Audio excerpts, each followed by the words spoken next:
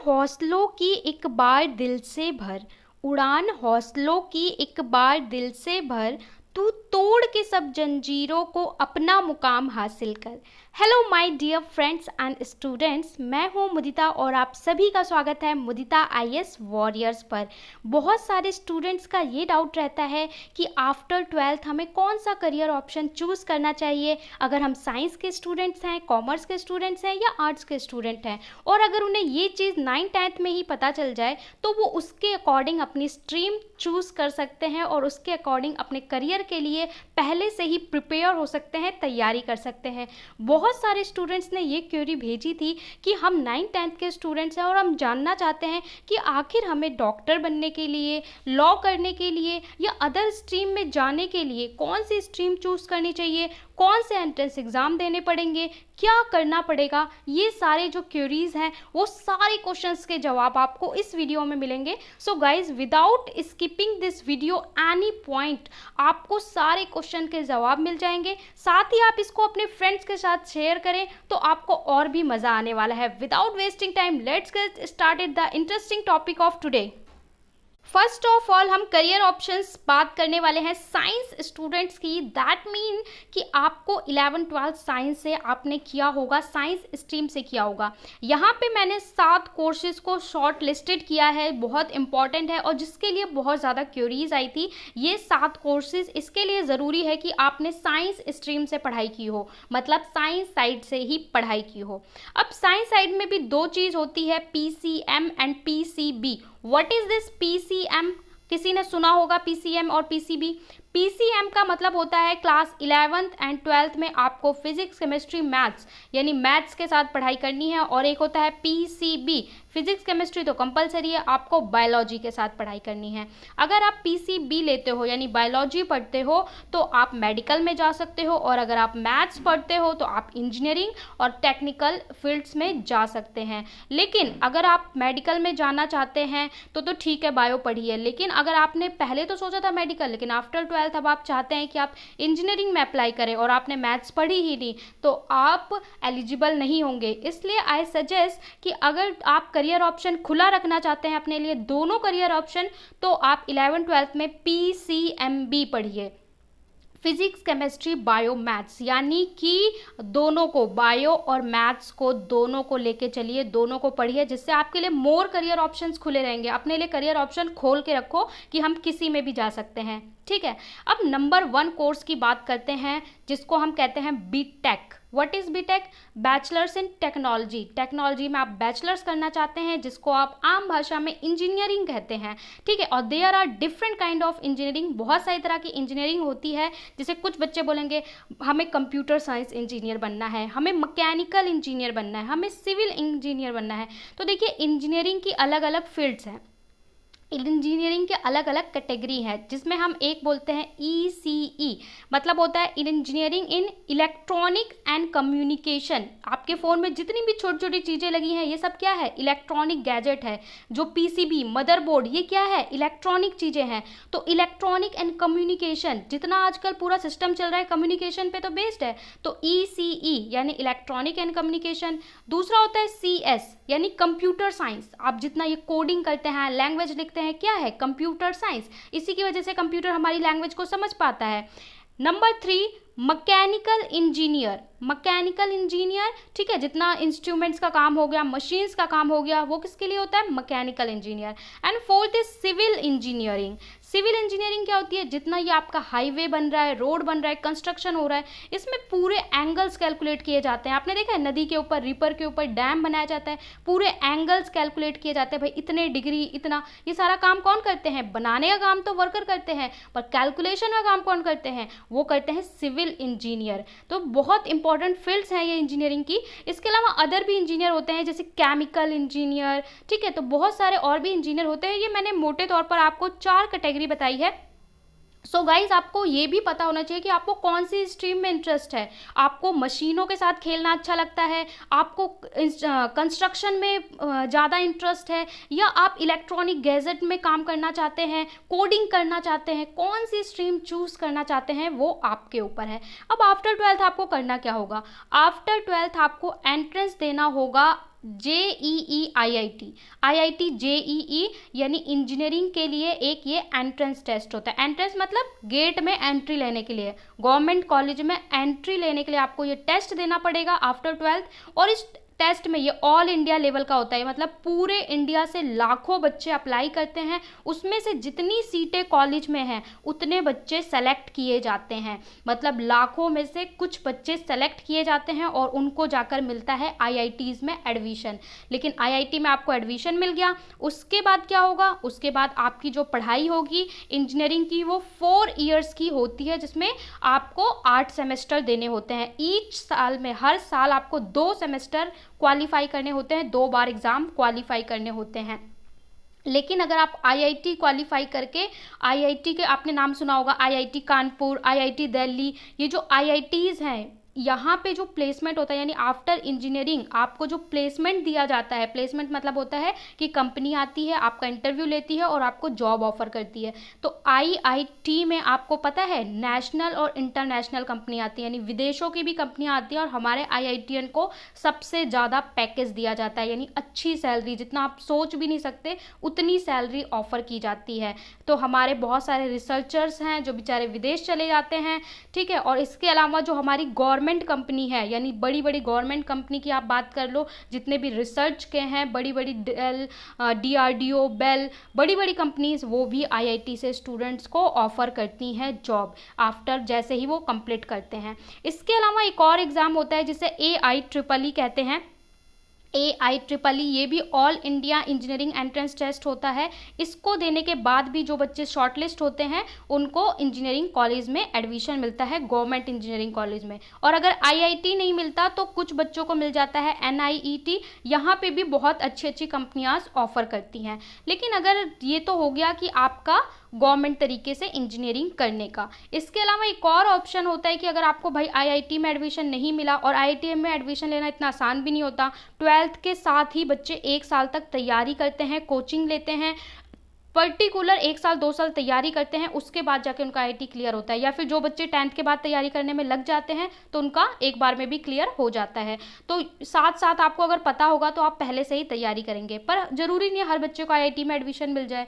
तो कुछ बच्चे होते हैं जो IIT में नहीं एडमिशन पा पाते, तो वो प्राइवेट कॉलेज से भी इंजीनियरिंग करते हैं। सब कुछ वैसे ही होगा, लेकिन बस क्या है कि आपको कम, अगर आपने वो क्वालिफाई नहीं किया है तो भी आपको एग्जाम एडमिशन मिल जाता है। अगर आपने AIEEE कर रखा है तो भी बड़े प्राइवेट कॉलेज में आपको मिल जाता है एडमिशन। और वहाँ से पास आउट करने के बाद अगर आप गवर्नमेंट में जाना चाहते हैं, गवर्नमेंट इंजीनियरिंग सेक्टर में जाना चाहते हैं, तो आपको एग्ज़ाम देना होता है गेट का।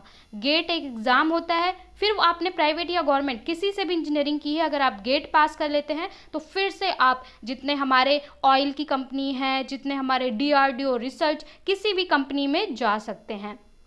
नंबर 2 बात करते हैं MBBS सुन के सबको बहुत अच्छा लगता है, डॉक्टर बनना। बहुत सारे बच्चे, गर्ल्स बॉयज़ डॉक्टर बनना चाहते हैं। तो आफ्टर 12th आपको डॉक्टर बनने के लिए क्या करना होगा? देखिए, इसके लिए इंजीनियरिंग के लिए आपको चाहिए PCM, फिजिक्स केमिस्ट्री मैथ पढ़ना। डॉक्टर के लिए आपको चाहिए PCB, 10+2 में आपने PCB, फिजिक्स केमिस्ट्री बायोलॉजी पढ़ा हो। अब डॉक्टर बनने के लिए आपको आफ्टर 12th क्या देना होगा? आपको देना होगा नीट का एग्ज़ाम, NEET। अभी आपने न्यूज़ में बहुत सारा सुना होगा कि नीट का एग्ज़ाम, अभी इस साल नीट का एग्ज़ाम हुआ है, अभी हाल ही में एग्ज़ाम लिया जा रहा था कोविड के चलते भी। नीट क्या होता है? National eligibility cum entrance test. National eligibility cum entrance test, ये क्वालिफाई अगर आप करते हैं, इसमें भी वही होता है कि लाखों बच्चे अप्लाई करते हैं और उसमें से कुछ बच्चे जो शॉर्टलिस्ट होते हैं उनको मेडिकल कॉलेज में एडमिशन मिलता है। और कौन से मेडिकल कॉलेज में? जो इंडिया के गवर्नमेंट मेडिकल कॉलेज हैं वहाँ एडमिशन मिलता है। अब बात करते हैं इस कोर्स की, यानी मेडिकल की, डॉक्टर बनने की आपका जो टाइम पीरियड होता है वो कितना होता है? तो वो 5.5 साल, लगभग 5.5 ईयर होता है। यानी 12th के बाद आपको 5.5 साल का ये कोर्स करना पड़ेगा। अगर आप एंट्रेंस पास कर जाते हैं, एंट्रेंस नहीं पास किए तो आप फिर से तैयारी करिए और फिर से एंट्रेंस दो, तो 5.5, तो लगभग 4.5 ईयर आपको क्या करना होता है? आपको स्टडी करनी होती है और 1 साल आपको एंट्रेंसशिप करनी होती है किसी हॉस्पिटल में। हॉस्पिटल में आपको भेजा जाता है, वहाँ पे आपको काम करना होता है। इसके बाद जाके आप बनते हैं डॉक्टर। और 5 साल, जो ये मैं 5 साल, लगभग 5.5 साल बता रही हूँ, ये होता है जनरल, तो आप जो डॉक्टर बनते हैं वो क्या बनते हैं, जनरल। इसके बाद अगर आप स्पेशलिस्ट बनना चाहते हैं, किसी चीज़ के सर्जन बनना चाहते हैं, स्पेशलिस्ट बनना चाहते हैं, तो इसके बाद MBBS के बाद आपको अलग से करना होता है 2 ईयर 3 ईयर का अलग से कोर्स करना होता है स्पेशलिस्ट का। जैसे कोई हार्ट स्पेशलिस्ट होता है, कोई लंग स्पेशलिस्ट, अलग से स्पेशलिस्ट होते हैं, तो उसके लिए आपको अदर 2 ईयर का अलग से पढ़ाई करनी होती है, उसके बाद आप स्पेशलिस्ट बनते हैं। इसके अलावा अगर आप डॉक्टर बनना चाहते हैं लेकिन आर्मी में डॉक्टर बनना चाहते हैं, तो उसके लिए होता है AFMC। AFMC क्या होता है, आर्म्ड फोर्सेस मेडिकल कॉलेज। मतलब आर्मी में डॉक्टर बनने के लिए आपको अलग एग्ज़ाम देना पड़ता है 12th के बाद, जो AFMC लेती है। अगर आप पर्टिकुलर आर्मी के डॉक्टर बनना चाहते हैं तो आप ये एग्ज़ाम देंगे, ये लोग अपने अकॉर्डिंग सेलेक्ट करते हैं, वहीं पे पढ़ाई होती है, उसके बाद आप वहीं पे आर्मी में जॉब के लिए अप्लाई कर सकते हैं। तो ये हो गए सारा डॉक्टर का। इसके बाद चलते हैं कोर्स नंबर 3 यानी कि नर्सिंग। देखिए नर्सिंग के बारे में बहुत सारे बच्चे नहीं जानते, उन्हें लगता है कि जितने भी हॉस्पिटल में नर्स घूम रहे होते हैं वो सारे नर्स हैं और नर्स बनना बहुत आसान होता है, पर ऐसा नहीं है। मैं आपका डाउट क्लियर कर देती हूँ कि नर्सिंग करने के लिए भी आपको पहले तो साइंस से पढ़ना पड़ेगा, और साइंस में भी फिजिक्स, केमिस्ट्री, बायोलॉजी से पढ़ना पड़ेगा, ठीक है, साइंस स्ट्रीम से पढ़ना पड़ेगा। इसके बाद भी 2 तरीके का नर्सिंग होता है। नंबर 1 होता है ऑक्सिलरी नर्सिंग, और नंबर 2 होता है BSc नर्सिंग। अब ये ऑक्सिलरी और BSc नर्सिंग क्या होता है, देखिए जो आप लोग समझते हैं, नॉर्मल देखते हैं, वो क्या होते हैं, मिडवाइफ या ऑक्सिलरी नर्सिंग। उसके लिए होता है कि आफ्टर 12th आपको 2 साल का एक कोर्स करना होता है जिसे मिडवाइफ या ऑक्सिलरी नर्सिंग कहते हैं। उसके बाद आप नर्स बन जाते हैं, जिनका काम होता है, आपने देखा होगा, ग्लूकोज चढ़ाना, सारी चीज़ें जो करते हैं वो करने का। इसके अलावा एक दूसरा नर्सिंग होता है जिसको हम BSc नर्सिंग कहते हैं, मतलब ग्रेजुएट लेवल का नर्सिंग। इसमें आपको क्या करना होता है, इसमें आपको एंट्रेंस देना होगा, और एंट्रेंस कौन सा होता है, एम्स लेता है हमारा, all India institute of medical science. AIIMS का नाम आप सबने सुना होगा, एंट्रेंस कंडक्ट करता है।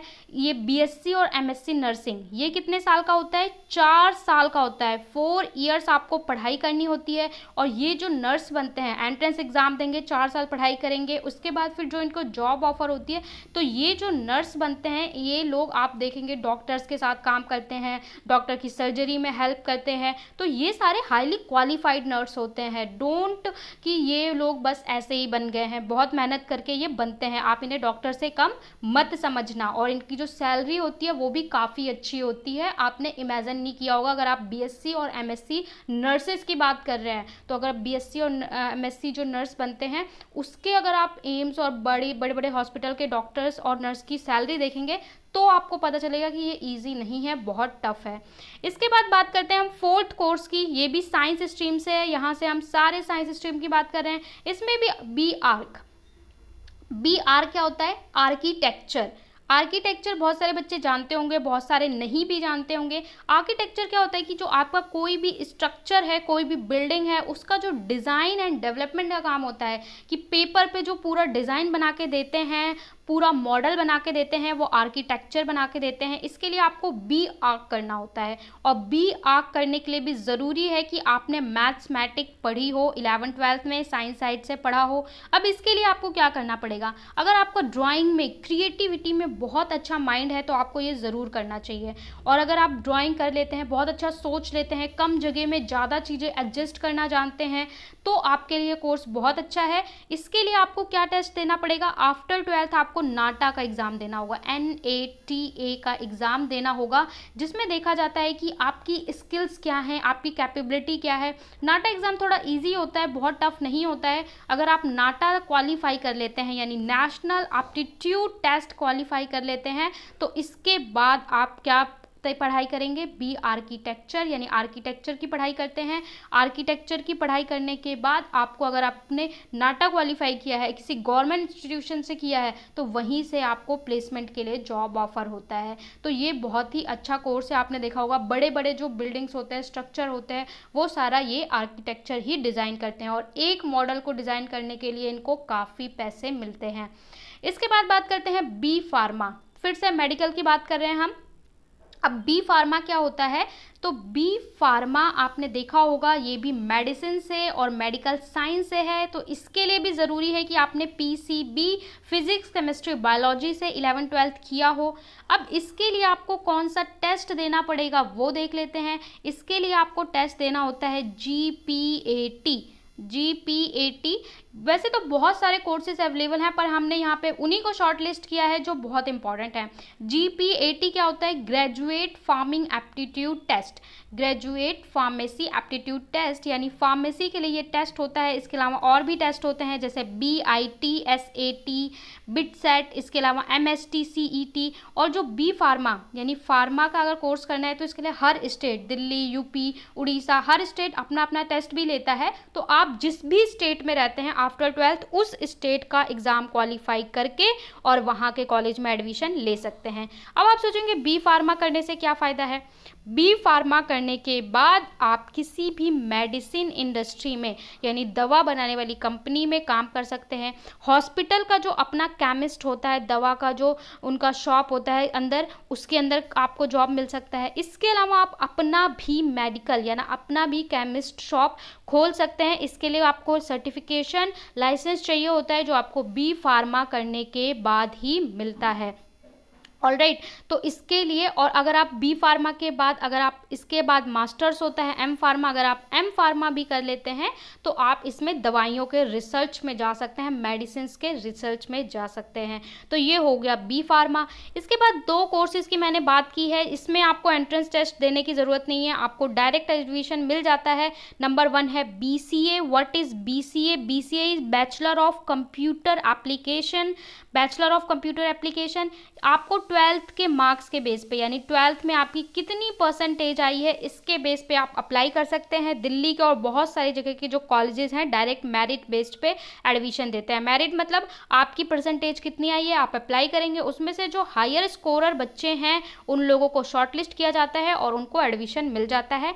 3 साल का कोर्स होता है। इसी तरह BSc, ये भी साइंस के स्टूडेंट के लिए ग्रेजुएशन है। आफ्टर 12th आपको मेरिट बेस पे यानी आपके कितने मार्क्स हैं उसके बेस पे आपको एडमिशन मिल जाता है। लेकिन केवल BCA या BSc कर लेने से आपको अच्छा जॉब ऑफर नहीं होता है, कोई ना कोई प्रोफेशनल कोर्स करना बहुत ज़रूरी होता है। तो ये 7 साइंस के करियर ऑप्शंस थे जो हमने डिस्कस किए। अब देखते हैं कि अगर आप कॉमर्स लेते हैं तो आपके लिए क्या क्या करियर ऑप्शन ऑप्ट होते हैं, खुले होते हैं।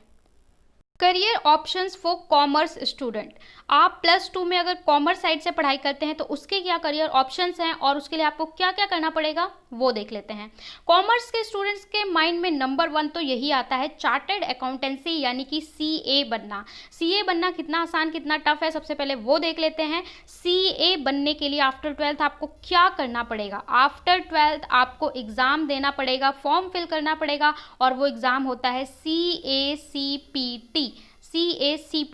ये एंट्रेंस एग्ज़ाम होता है कि आपको CA में एंट्री लेने के लिए, एडमिशन लेने के लिए एग्ज़ाम देना पड़ता है। पर गाइज ये एग्ज़ाम बहुत टफ है, इतना आसान नहीं है कि मज़े मज़े में हो जाए। इसके लिए अलग से आपको तैयारी करनी पड़ती है, यानी 12th के साथ साथ इसके लिए आपको अलग से तैयारी करनी पड़ेगी। Then you get admission in this course. इसके बाद अगर आप CA की बात करें तो रफली 5 ईयर्स का होता है, बट आप ने सुना होगा किसी ने 7 ईयर्स में किया, किसी ने 8 ईयर्स में किया, किसी ने 6 ईयर्स में किया। ये कैसे होता है, अगर हम CA की बात करें तो इसके 3 लेवल्स होते हैं। 3 लेवल, नंबर 1 पहले आपको एंट्रेंस क्वालिफाई करना पड़ेगा यानी CPT क्वालिफाई करना पड़ेगा। इसके बाद आपको स्टडी करनी है और इसके बाद आपको मिड लेवल पे 2 एग्ज़ाम होते हैं वो क्वालिफाई करने पड़ेंगे, वो क्वालिफाई कर लेते हैं। फिर आपको ट्रेनिंग करनी होगी 1 साल। ट्रेनिंग क्या होता है कि आपको एक CA के अंडर में, जो ऑलरेडी CA है किसी के कंपनी के, उनके अंडर में काम करना पड़ेगा और उनके पास काम या इंटर्नशिप करने के बाद फिर आपको फाइनल एग्ज़ाम देना होता है और फाइनल एग्ज़ाम क्वालिफाई करने के बाद आप जो हैं CA बन जाते हैं। फिर आपको अपने आप को रजिस्टर करना पड़ता है और उसके बाद कोई कंपनी आपको as a CA charter accountant की पोस्ट पे हायर कर सकती है। तो ये जो पूरा प्रोसीजर है। इसमें क्या होता है, कई बार लोग फर्स्ट एग्जाम क्वालिफाई कर जाते हैं, सेकंड एग्जाम एक बार में नहीं कर पाए, 2 बार में किए, तो ये जो टाइम पीरियड है काफ़ी बढ़ जाता है। लेकिन अगर आप सीए की सैलरी की बात करें तो सैलरी आप सोच के बहुत खुश हो जाएंगे, क्योंकि इनकी सैलरी बहुत ज़्यादा हाई पैकेज होता है। हर कंपनी का अपना एक सीए होता है। अगर सीए जो होते हैं ज़रूरी नहीं है कि ये डेली ऑफिस जाए, लेकिन फिर भी इनका काम बहुत मेहनती होता है और बहुत हाई पैकेज का होता है। तो सीए के लिए आप लोग समझ गए, आपको एंट्रेंस टेस्ट देना होगा, CPT charter accountants common professionally test देना होगा, और 3 लेवल्स में होता है, 5 ईयर इसका ड्यूरेशन है। नंबर 2 बात करते हैं कंपनी सेक्रेटरी, जिसको कंपनी सेक्रेटरी कहते हैं, कंपनी का लीगल एडवाइजर कहते हैं, सीएस। अब बात यह आती है कि सीएस कौन कर सकता है, कंपनी सेक्रेटरी कौन कर सकता है। तो कंपनी सेक्रेटरी के लिए पहले तो आपका एक एग्ज़ाम है, ICSI एग्ज़ाम जिसे कहते हैं, ये एग्ज़ाम देना होता है। इसका कोर्स 1 साल का है, मतलब 1 ईयर का इसका कोर्स है। और आफ्टर 12th या आफ्टर ग्रेजुएशन मतलब साइंस कॉमर्स आर्ट्स किसी से भी आपने ग्रेजुएशन कर रखी हो, मतलब बीकॉम, बीएससी या बीए कुछ भी कर रखा हो ग्रेजुएशन, उसके बाद आप ये 1 साल का कंपनी सेक्रेटरी का कोर्स करके कंपनी के सेक्रेटरी बन सकते हैं। इसमें आपका जॉब रोल क्या होता है, यानी आपका काम क्या होता है, आप कंपनी के लीगल एडवाइज़र होते हैं, ठीक है। इसके अलावा पॉलिसी मेकर होते हैं, कंपनी में किस तरीके से पॉलिसीज़ बनाई जाएं, तो ये सारा काम होता है और इसकी काफ़ी ज़्यादा मार्केट में डिमांड है। जो लोग बीए करते हैं, यानी बीए कर ले 3 साल का और उसके बाद 1 साल का कंपनी सेक्रेटरी कर ले, तो उनके लिए काफ़ी अच्छा करियर ऑप्शन होता है। इसके बाद बात करते हैं नंबर 3 बीकॉम। तो बीकॉम के लिए आपको आफ्टर 12th में आपके जितने मार्क्स होंगे, मार्क्स के बेस पे मेरिट बनती है, और आपको दिल्ली यूनिवर्सिटी या दिल्ली या आप जिस स्टेट में रहते हैं वहाँ के कॉलेज में आपके मार्क्स के बेस पे डायरेक्ट एडमिशन मिलता है। इसके लिए आपको एंट्रेंस टेस्ट देने की ज़रूरत नहीं है। तो आप बीकॉम क्या है, एक ग्रेजुएशन का है, आप ग्रेजुएट हो जाएंगे। इसके बाद हम बात करते हैं डेटा साइंस। डेटा साइंस बहुत इंपॉर्टेंट है और आज की डेट में काफ़ी मार्केट में है। तो डेटा साइंस के लिए आपको क्या करना है, डेटा साइंस के लिए भी यही है कि आफ्टर ग्रेजुएशन आप इसका कोर्स कर सकते हैं। और आज के टाइम में डेटा साइंस, डेटा का एनालिसिस करने के लिए कंपनी में अलग से एनालिटिक्स हायर किए जाते हैं, ऐसे प्रोफेशनल्स हायर किए जाते हैं। तो जो मार्केट में जॉब चल रही है ना, उसको करना चाहिए, ना कि ये कि जो पुराना ट्रेडिशनल चला आ रही है वो करें। डिजिटल मार्केटिंग 5th है, डिजिटल मार्केटिंग। ये भी ऐसा ही है कि आपको ग्रेजुएशन के बाद 1 साल का कोर्स है जो डिजिटल मार्केटिंग, ये करने के बाद आप कंपनी के sales and marketing, digital marketing, जितना भी ये मार्केटिंग प्लेटफॉर्म है, और आजकल डिजिटल मार्केटिंग का बहुत ज़माना है, सब कुछ डिजिटल हो रहा है। तो ग्रेजुएशन के बाद 1 साल का कोर्स है और आप कंपनी के डिजिटल मार्केटर की पोस्ट पे हायर हो किए जा सकते हैं। और अगर आप कॉमर्स के स्टूडेंट हैं तो आप बिजनेस वगैरह को अच्छे से पढ़ के गए होते हैं, तो आपके माइंड में वो सारी चीज़ें क्लियर होती हैं, इसलिए इसे कॉमर्स में रखा गया है। पर ये कर कोई भी सकता है, साइंस और कॉमर्स आर्ट्स के स्टूडेंट्स भी कर सकते हैं। इसके बाद बात करते हैं बैंकिंग की। अगर आपको बैंकिंग सेक्टर में जाना है, बैंक में जाना है, तो आपको क्या करना होगा। तो इसके लिए डायरेक्ट 12th के बाद तो आप कुछ नहीं कर सकते, आपको मिनिमम ग्रेजुएशन तो करना पड़ेगा, यानी बीकॉम, बीएससी या बीए, कुछ आपको ग्रेजुएशन 3 साल का करना ही पड़ेगा। 12th के बाद 3 साल का आपको कोर्स करना है, ग्रेजुएशन करना है, और 12th के बाद एंट्रेंस टेस्ट होता है, वो देना है। एंट्रेंस टेस्ट क्या होता है, IBPS, बैंक के लिए होता है IBPS, जिसे institute of banking personal selection bank कहते हैं। IBPS PO होता है, IBPS क्लर्क होता है। बैंक में भी अलग अलग पोस्ट होती हैं, PO की पोस्ट होती है, क्लर्क की पोस्ट होती है। जो IBPS सबसे स्टैंडर्ड एग्जाम है बैंकिंग का। इसके बाद SBI लेती है, ठीक है, state bank of India exam लेती है, कैनरा बैंक लेती है, अलग अलग बैंक अपना एग्जाम कंडक्ट करते हैं। वो भी एग्जाम 2 या 3 लेवल में लेते हैं। उसे क्वालिफाई करने के बाद, उनका इंटरव्यू क्वालिफाई करने के बाद आप बैंक ज्वाइन कर सकते हैं। यानी बैंक में जॉब पाने के लिए आपको ग्रेजुएशन के बाद एग्जाम क्वालिफाई करना पड़ेगा। तो सो गाइज, ये हो गए कॉमर्स के ऑप्शंस। इसके बाद चलते हैं हम आर्ट्स के ऑप्शंस पे। आर्ट्स के स्टूडेंट्स क्या कर सकते हैं, तो सबसे इंटरेस्टिंग ये इमेज आपको देख के समझ में आ गया होगा कि करियर ऑप्शन फॉर आर्ट्स में नंबर 1 पे रखा गया है LLB। यानी लॉयर। भाई ऑर्डर ऑर्डर करते हैं ना, तो आपको चाहे लॉयर बनना है चाहे जज बनना है, आपको आर्ट से पढ़ाई करनी होगी। और जज भी आप डायरेक्ट नहीं पढ़ते, जज बनने के लिए भी आपको इसी रास्ते से जाना होता है, एक्सपीरियंस के बाद ही आपको वो पोस्ट मिलती है। तो LLB के लिए आपको क्या करना होगा, आफ्टर 12th आपको देना होगा CLAT का टेस्ट, जिसे हम कॉमन लॉ एडमिशन टेस्ट कहते हैं। इसके अलावा एक होता है AILET, all India law entrance test, जिसको हम कहते हैं AILET, all India law entrance test देते हैं। ये क्या होता है, आफ्टर 12th इसे देने के बाद आपको 5 साल पढ़ाई करनी होती है, 5 साल 5 इयर्स आपको लॉ की स्टडी करनी होती है। और लॉ की स्टडी करने के बाद फिर आपको प्रैक्टिस करनी होती है, लॉ के अंडर में काम करना होता है। उसके बाद फिर अपने आप को रजिस्टर करके और आप लॉयर की तरह प्रैक्टिस शुरू कर पाते हैं। तो 5 साल कम से कम पढ़ाई करनी होगी 12th के बाद। अगर लॉ करना चाहते हैं लेकिन आप 5 साल नहीं, ग्रेजुएशन के बाद करना चाहते हैं तो भी कर सकते हैं। मतलब आपने 12 किया, 12 के बाद आपने ग्रेजुएशन किया, और ग्रेजुएशन के बाद अगर आप LLB करना चाहते हैं तो आपका कोर्स हो जाता है 3 साल का। फिर आपको 3 साल का लॉ पढ़ना पड़ता है। और अगर आप गवर्नमेंट कॉलेज से करते हैं, यानी एंट्रेंस पास करने के बाद गवर्नमेंट कॉलेज से पढ़ाई करते हैं, तो आपको प्लेसमेंट अच्छा मिलता है। पर सारे कोर्सेज प्राइवेट कॉलेज में भी अवेलेबल होते हैं, पर प्राइवेट में वही है कि आपको अच्छा प्लेसमेंट मिलेगा नहीं मिलेगा इसकी कोई गारंटी नहीं होती है। इसके बाद नंबर 2 बात करते हैं BBA, जिसको BBA का फुल फॉर्म होता है बैचलर ऑफ बिजनेस एडमिनिस्ट्रेशन।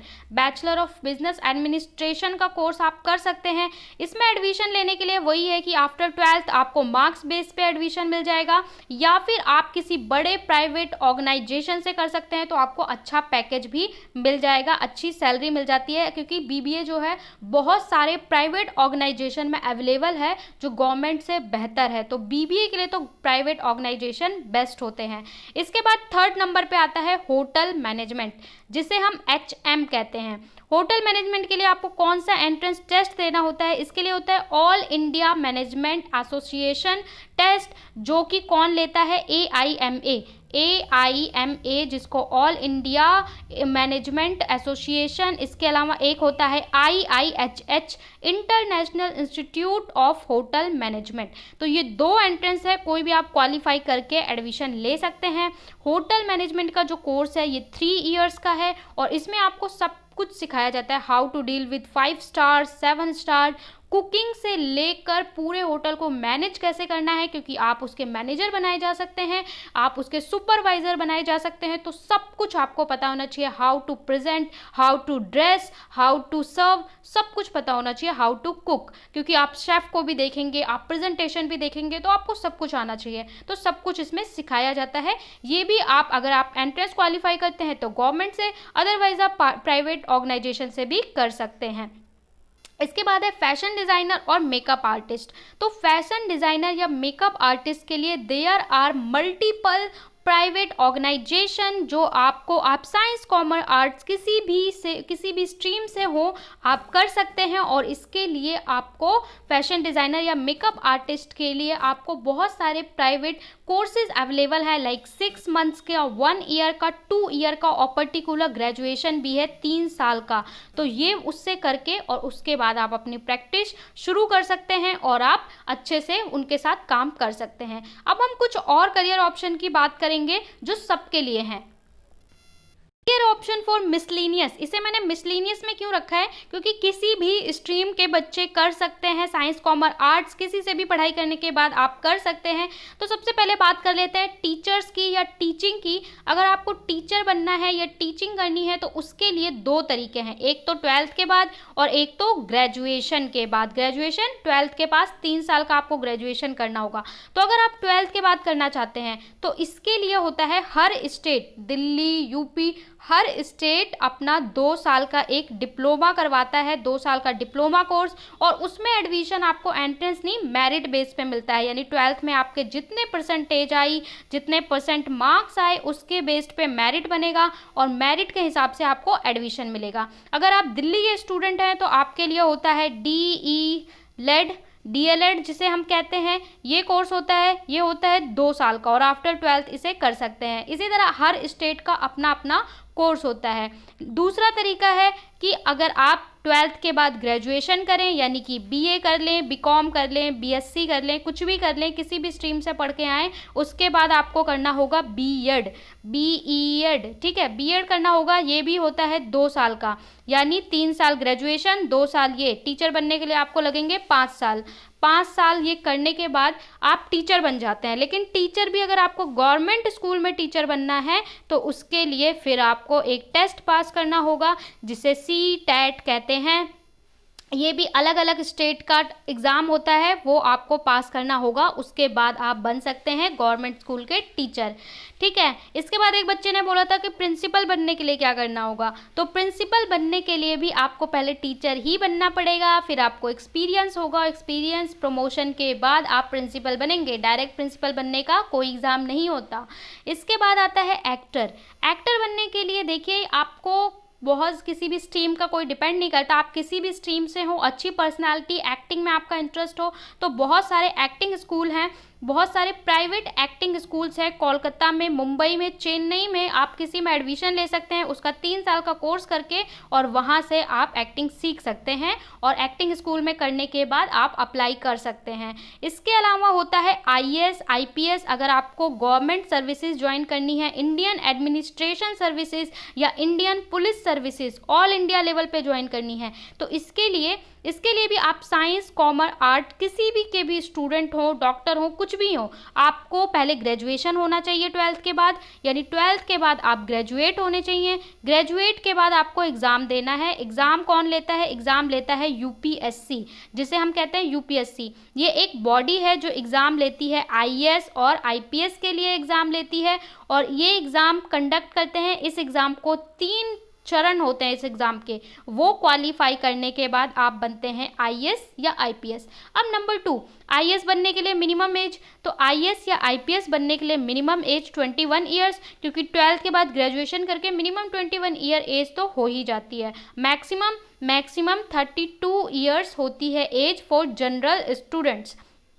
इसके बाद बात करते हैं कि अगर आपको रेलवेज ज्वाइन करना है तो रेलवेज में भी बहुत सारी पोस्ट होती हैं, technical, non technical, after 12th, after graduation. तो इसके लिए भी आप किसी भी स्ट्रीम से हो, आफ्टर 12th कुछ जॉब्स होती हैं जिसके लिए आपको एग्ज़ाम देना होगा, मेडिकल टेस्ट देना होगा, उसके बाद आप ज्वाइन कर सकते हैं। कुछ पोस्ट होती हैं टेक्निकल, रेलवे में भी तो टेक्निकल चाहिए होते हैं, इंजीनियर चाहिए होते हैं, तो उसके लिए आपको क्या करना होगा? उसके लिए आपको ग्रेजुएशन के बाद जो टेस्ट होगा उसको पास करना होगा, उसके बाद ज्वाइन कर सकते हैं। फिर बात करते हैं हम पुलिस की। अगर आपको पुलिस बनना है, पुलिस ज्वाइन करना है, तो इसके लिए आपको क्या करना होगा? इसके भी 2 तरीके हैं। अगर आप 12th के बाद ज्वाइन करना चाहते हैं तो आफ्टर 12th आपको टेस्ट होता है कांस्टेबल के लिए। कांस्टेबल के लिए टेस्ट लेता है SSC, स्टाफ सिलेक्शन कमीशन। ये टेस्ट लेता है, इसमें आप क्या बनते हैं? कांस्टेबल बनते हैं। पहले एग्ज़ाम होगा, फिर आपका फिजिकल फिटनेस टेस्ट होगा, उसके बाद आप कांस्टेबल बनते हैं। लेकिन अगर आप सब इंस्पेक्टर बनना चाहते हैं, अदर पोस्ट, तो उसके लिए आपको पहले ग्रेजुएशन करना पड़ेगा 12th के बाद। इसके बाद आपको एग्ज़ाम देना होगा और उसके बाद आप ज्वाइन कर पाएंगे पुलिस। इसके बाद हम थोड़ी सी, यहाँ पे मैंने मेंशन नहीं किया है पर थोड़ा सा मैं आर्मी के बारे में भी बता दूं। अगर आप आर्मी ज्वाइन करना चाहते हैं तो आर्मी में भी हमारे पास क्या क्या है? इंडियन आर्मी, इंडियन नेवी है, एयर फोर्स है, कोस्टल गार्ड्स है, यानी 4 तरह की हो गई आर्म फोर्सेस, ठीक है। इंडियन नेवी, आर्मी, एक तो हो गए जो आपके एयर फोर्स, ठीक है, एयर में जो काम करते हैं, नेवी वाले, और आर्मी, और इसके अलावा कोस्टल गार्ड जो कोस्ट पे काम करते हैं, यानी कि जो हमारे कोस्ट हैं, यानी किनारे हैं, तटीय इलाके हैं, जो ये तट होते हैं, इन पे जो काम करते हैं। तो ये चारों हो गए।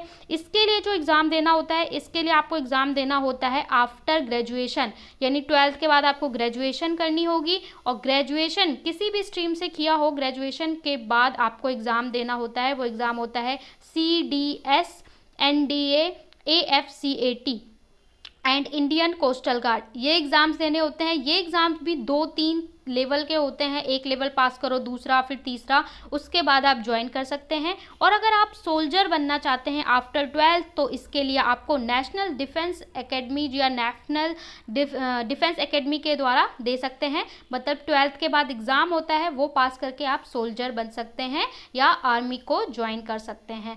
तो ये सारे जो करियर ऑप्शंस थे ये मिसलिनियस थे, आप किसी भी स्ट्रीम से होके एग्ज़ाम देके बन सकते हैं। सो गाइज यहाँ पे आपने जितने रिक्वेस्ट किए थे उन सारे करियर ऑप्शन को हमने डील किया है। फ्यूचर में अगर आप पर्टिकुलर किसी और कोर्स के बारे में डिटेल में जानना चाहते हैं तो वो आप कमेंट बॉक्स में बताएंगे, हम उसके बारे में डिटेल में डिस्कस करेंगे। इस वीडियो को ज़्यादा से ज़्यादा फ्रेंड्स तक शेयर करें, लाइक करें और सब्सक्राइब करें चैनल को, जिससे आपके लिए और भी इंटरेस्टिंग टॉपिक पे वीडियो अपलोड किए जाएंगे। Bye bye, take care, thank you so much for watching.